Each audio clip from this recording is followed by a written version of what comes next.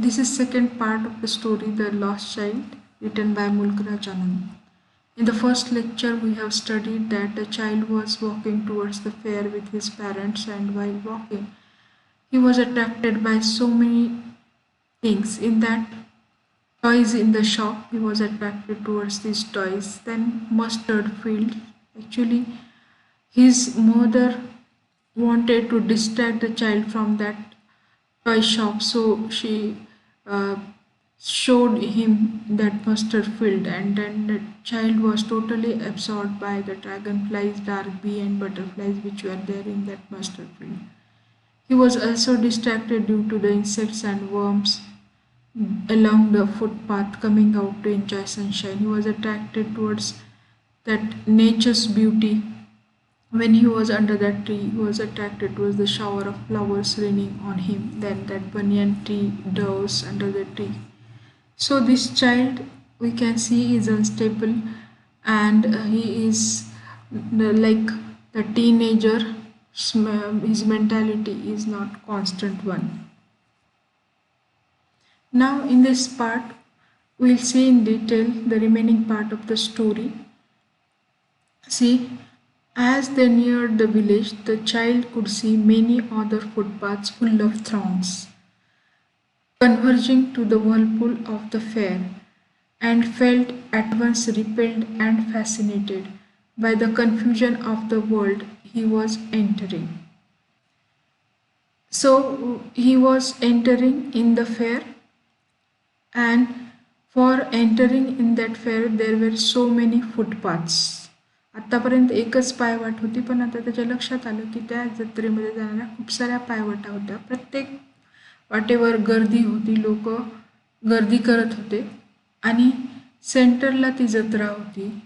त्यामुळं त्याला आता कन्फ्यूज झाला तो की नेमकं कुठल्या वाटेने जायचं, आणि त्या गर्दीतून शिरत असताना आपण हरवलो तर, ह्या सगळ्या गोष्टी त्याच्या लक्षात आल्या होत्या. त्याच्यामुळं तो लवकर जाण्यासाठी त्याला एक प्रकारचं अट्रॅक्शन, फॅसिनेशन पण होतं, परंतु तितकीच भीती होती की आपण जर हरवलो तर कसं, किंवा he was at once repelled. So there was confusion in his mind while entering into the that fair.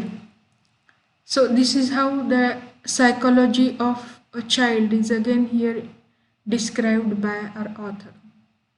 Then there are so many characters who are entering in this story, but these characters are not directly talking to our main character or central character, that is child, but these are in their own roles. The first character, which is minor character in our story, is that sweetmeat seller. See what is that story.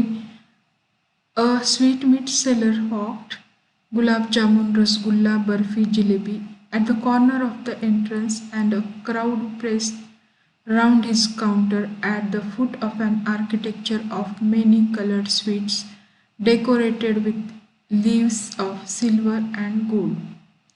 So this is the narration of that shop which is of sweets, and that seller of the shop or owner of the shop is standing in the corner, and he is shouting, he is calling the customers, and due to that people are approaching to the place. Crowd was there, गर्दी झालेली आहे त्याच्या काउंटरच्या तिथं, आणि त्यांनी जो मिठाया रचलेल्या आहेत तो खूप सुंदररित्या रचलेल्या आहेत.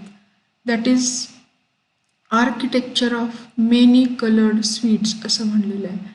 एक ढिगारे जे प्रत्येक मिठाईचे रचलेले आहेत, किंवा एकावर एक जिलेब्या रचत असताना कशा प्रकारची रचना असते आपल्याला माहिती आहे.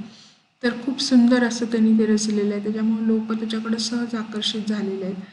Then he has decorated with leaves and silver and leaves of silver and gold. त्यांनी सोनेरी आणि चंदेरी पानांनी सुद्धा त्याची मिठाई किंवा ते दुकान सजवलेलं आहे, म्हणून लोक त्याच्याकडे सहज आकर्षित झालेले आहेत.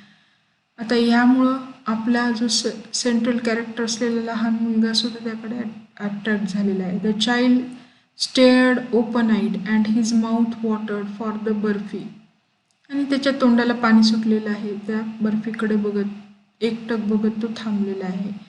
कारण त्याची सर्वात आवडती मिठाई कुठली आहे? बर्फी आहे. I want that barfi he slowly murmured आणि हळू आवाजात तो कुजबुजला की मला ती बर्फी पाहिजे. But he half knew as he baked that his पेला would not be hided because his parents would say he was greedy. आणि त्याला थोडं अर्धवट माहिती पण होती की तो जो याचना करत आहे, बेगिंग याचना करणं, दॅट हिज पेला, पेला म्हणजे रिक्वेस्ट, ती जी याचना किंवा जी विनंती तो आईवडिलाला करत आहे ती मान्य होणार नाही ह्याची त्याला पूर्ण जाणीव आहे. आणि त्यामुळं आईवडील त्याच्याकडे लक्ष देणार नाहीत हेही त्याला माहीत आहे. ही डेड मीन्स लक्ष दिले. आणि मग आईवडील काय म्हणतील, तू खूप ग्रेडी आहेस, लालची आहेस, आणि त्याला धुडकावून लावतील आणि ती मिठाई त्याला देणार नाहीत याची जाणीव असल्यामुळं त्याने जास्त हट्ट न करता तो आईवडिलांसोबत पुढे चालू लागला. So without waiting for an answer he moved on. आणि तो आईवडिलांसोबत पुढे निघून गेला. पहिला जो होता तो मायनर कॅरेक्टर काय आहे? स्वीटमीट सेलर. फक्त त्याचं ओरडणं आपल्या ह्या कथेमध्ये आहे. बाकी आपल्याला सगळं वर्णन त्या दुकानाचं असं केलेलं आहे लेखकाने. ते इतकं सुंदर दुकानाचं वर्णन जे आपल्यासमोर एक चित्र उभं करणार आहे. Then the second minor character is flower seller hawk. A garland of gulmohur, a garland of गुलमोहर. हा फुलांचा विक्रेता आहे आणि हार विकत आहे. कशाचे? गुलमोहरचे. आणि आपल्याला माहिती गुलमोहरची फुलं फारशी काही महागडी नसतात, अशी चीप असतात. त्याचे हार कुठल्याही लोकांसाठी फार काही म्हणजे मोठी महागाची वस्तू असू शकत नाही. The child seemed irresistibly drawn. आणि त्याही ठिकाणी असा तो थांबू शकला नाही, रेझिस्टन्स, स्वतःला तो रोखू शकला नाही आणि तो इथं खेचला गेला त्या दुकानाकडं. He went towards the basket where the flowers lay heaped and half murmured. आणि तो त्या दुकानाच्या समोर जाऊन बसला छोट्याशा त्या फुलाच्या, आणि त्याच्या लक्षात आलं समोर एक मोठी टोपली आणि त्याच्यामध्ये हाराचा असा पूर्ण ढीग रचलेला आहे. आणि त्याला पाहत पाहत तो म्हणाला, आय वॉन्ट दॅट गार्लंड, मला हा हार पाहिजे. But he well knew his parents would refuse to buy him those flowers because they would say that they were cheap. आणि तो फुलाचा हार जरी त्यांनी मागितला असेल तरी त्याच्या लक्षात आलेलं आहे की आपले आईवडील तोही आपल्याला देणार नाही, बिकॉज आपल्या आईवडिलांना वाटतं की हा अत्यंत चीप वाटतो किंवा स्वस्तातला वाटतो, फारचा चांगला दिसत नाही हा हार. So without waiting for an answer he moved on. आणि उत्तर आईवडिलांचं त्यांनी त्याची वाट न बघता तो त्यांच्यासोबत पुढं चालू लागला. So here also in this scene, this flower seller is asking to purchase his customers that garland of gulmohar, but this boy, though he is attracted towards that flower seller, he even requested to his parents to purchase a garland for him, but his parents, according to this child, would not allow him to purchase. So he went on, or he goes on, moves on with his parents.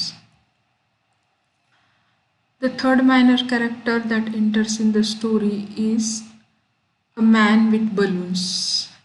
Now see the narration or description of this man. How was that man who was selling balloons? A man stood holding a pole with yellow, red, green, purple balloons flying from it. एक pole म्हणजे काठी आहे, त्याच्यावर हे सगळे फुगे बांधलेले आहेत. आपल्याला माहिती आहे ते कसे बांधले जातात. The child was simply carried away by the rainbow glory of their silken colors and he was filled with an overwhelming desire to possess them all. त्या लहान मुलाची जी मानसिकता आहे किंवा इच्छा आहे तुम्हाला माहिती आहे, सहजच तो तिच्याकडं आकर्षित झाला. त्या फुग्यांचा कलर रेनबो सारखा होता, इंद्रधनुष्यासारखा. Glory of their silken colours. इतकं सुंदर वर्णन त्यांनी केलेलं आहे की वैभवी जो कलर असतो, इंद्रधनुष्याचे सप्तरंग तुम्ही म्हणता, त्याचे सगळे रंगातले फुगे त्या व्यक्तीकडे होते. आणि कलर्स कसे आहेत? सिल्कन आहेत, असे मऊशार वाटतात. डोळ्याला लगेच लक्षात येतं की हे कुठले तरी मऊ रंग आहेत. And he was filled with an overwhelming desire to possess them all. आणि मग लहान मुलांना इतकी दृढ इच्छा झाली, ओव्हरवेल्मिंग डिझायर, दृढ इच्छा त्याच्या मनामध्ये निर्माण झाली की मला हे फुगे पाहिजेतच. But he well new his parents would never buy him the balloons because they would say he was too old to play with such toys. पण त्याला माहीत होतं की आपले आई वडील आपल्याला कुठलाही फुगा विकत घेऊन देणार नाहीत आणि ते म्हणतील की तू खूप लहान आहेस, लहान नाही आहेस आता तू फुग्यांशी खेळण्यासाठी. So he walked on further आणि म्हणून तो आई वडिलांसोबत पुढे पुढे चालू लागला. The next character in the story is a snake charmer. See, that snake charmer, ज्याला गारुडी आपण म्हणतो मराठीमध्ये, that stood playing a flute to a snake. तो समोर नागाचा फणा त्यांनी काढलेल्या नागाने टोपलीत ठेवलेल्या आणि त्याच्या समोर आपली जी बीन असते किंवा त्याची जी बासरी असते ती वाजवत आहे आणि त्याच्यामुळं तो नाग डोलत आहे. तुम्हाला माहीत आहे कसा डोलतो आणि तो त्या टोपलीमध्ये कॉईल करून कॉईलसारखा असा गोल गोल गोल गोल वेटोळे मारून बसलेला आहे.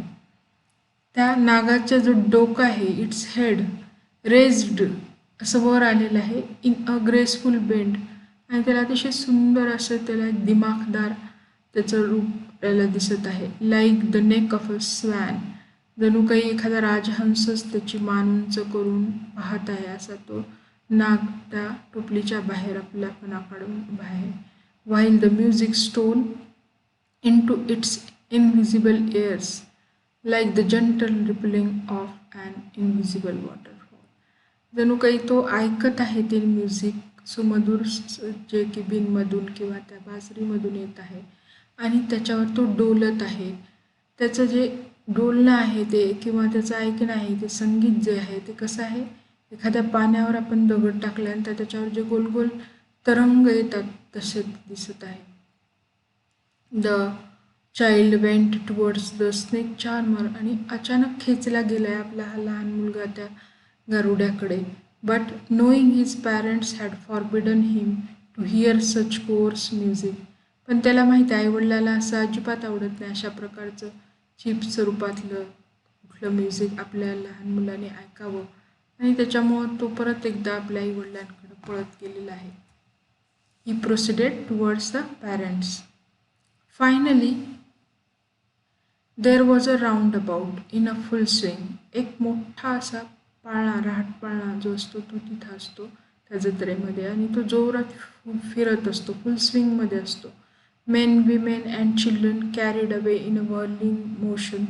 आणि त्या पाळण्यामध्ये जे लहान मुलं किंवा स्त्री पुरुष बसलेले ते खूप जोरात मोशनमध्ये तो पाळणा फिरत असल्यामुळं त्याच्यासोबत ते फिरत असतात. Shrieked and cried with dizzy laughter. आणि खूप जोरात किंचाळत असतात आणि ओरडत असतात आणि हसत असतात कारण त्यांना लक्षात येतं की आपल्याला चक्कर येत आहे. The child watched them intently and then he made a bold request. आणि लहान मुलगा तो आपला जो हिरो आहे स्टोरीचा तो तिथे थांबतो. त्याचं एक म्हणजे हेतुपुरस्पररित्या तो त्या पाळण्याकडे पाहतो आणि बोल्ड रिक्वेस्ट आईवडिलाला करतो.